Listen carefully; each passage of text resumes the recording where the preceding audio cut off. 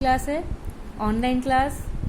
तो वैसा online video में डायरेक्टली करना तो अभी थोड़ा सा संभव नहीं है, कोशिश जारी है उसके लिए।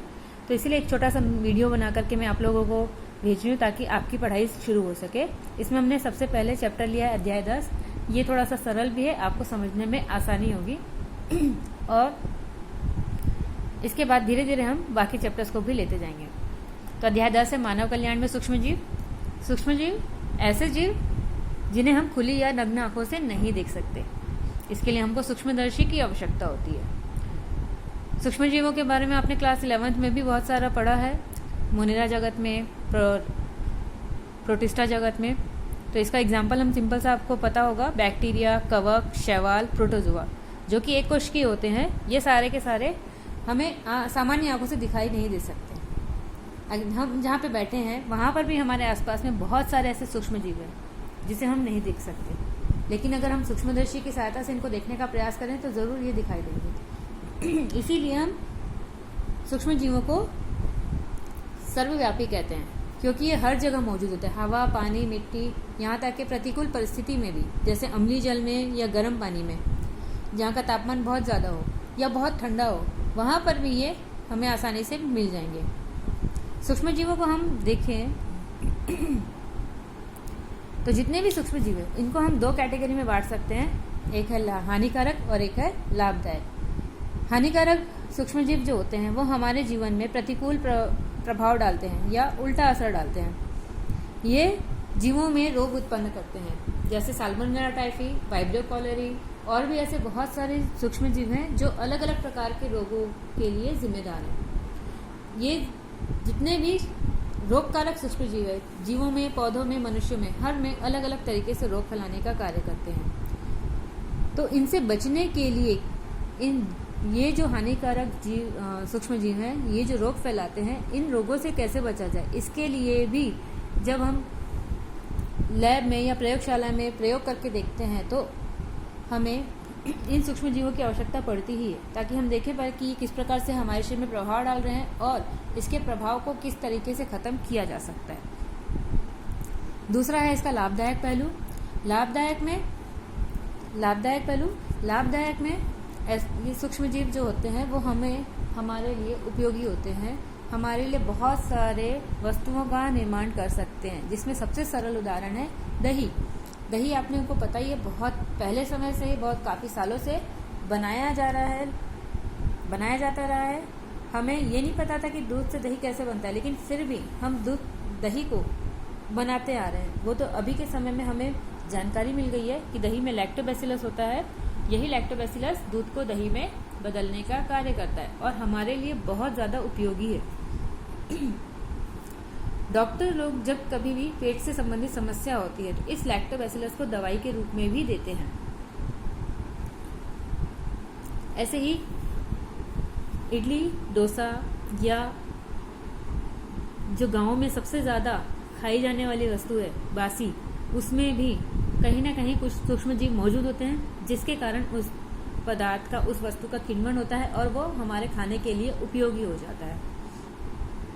तो हम आज के समय में, क्योंकि जनसंख्या जितनी है उसके अनुसार उत्पादन या खाद्यान्न पूर्ति संभव नहीं हो पा रही है, तो वैज्ञानिक इन सूक्ष्म जीवों का उपयोग करके खाद्यान्नों की पूर्ति या उनके खाने के लिए आवश्यक वस्तुओं को उपलब्ध कराने की कोशिश कर रहे हैं। तो हम ये देखेंगे कि किस प्रकार से सूक्ष्म जीव हमारे लिए किन किन क्षेत्रों में लाभदायक सिद्ध हो रहे हैं। तो सबसे पहले हम देखते हैं घरेलू उत्पाद में।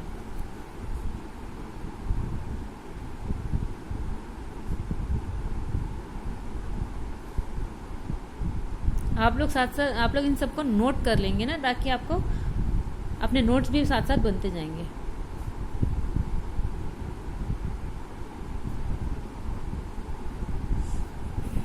घरेलू उत्पाद में सूक्ष्म जीव सबसे जैसे सरल से आपको बता ही दिए हैं, लैक्टोबैसिलस, दूध से दही का निर्माण करना। तो इसे व्यापारिक तौर पर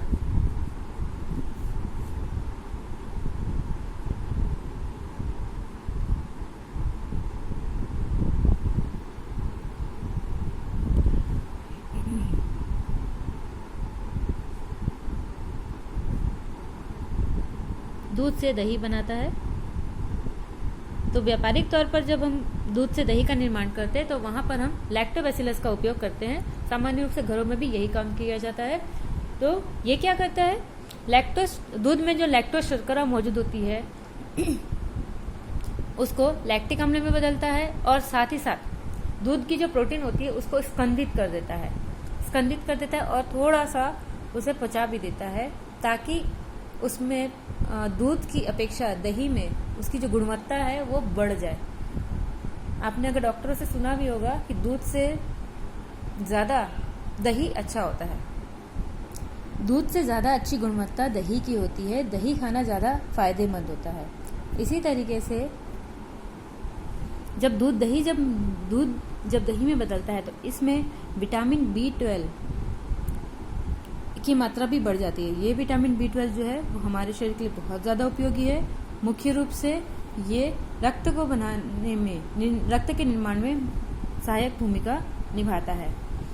इसके अलावा जैसे आपको मैंने बताया था, इडली और डोसा ये भी बैक्टीरिया के द्वारा बनते हैं। जब ये इडली और डोसा बनता है तब इसमें बैक्टीरिया के द्वारा CO2 गैस का निर्माण किया जाता है।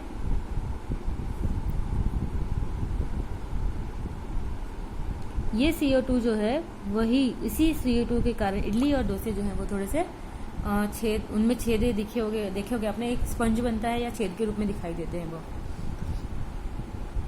यहाँ पर जो प्रक्रिया हो रही है ये किण्वन की प्रक्रिया होती है। किण्वन की प्रक्रिया मतलब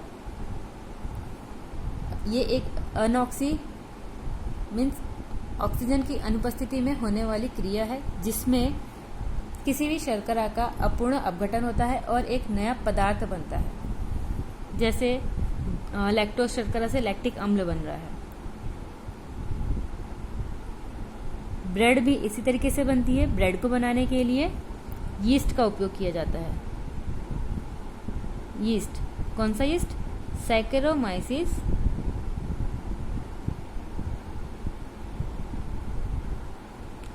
सेरिवेसी, इसका उपयोग करते हैं ब्रेड बनाने के लिए।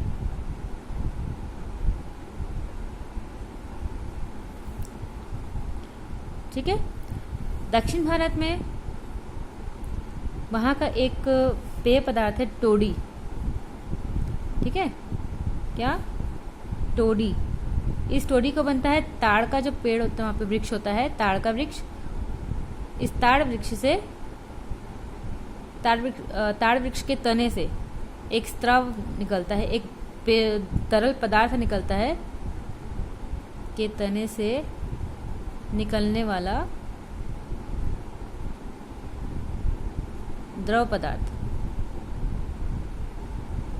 इसे बदला जाता है किण्वन करके टोडी में।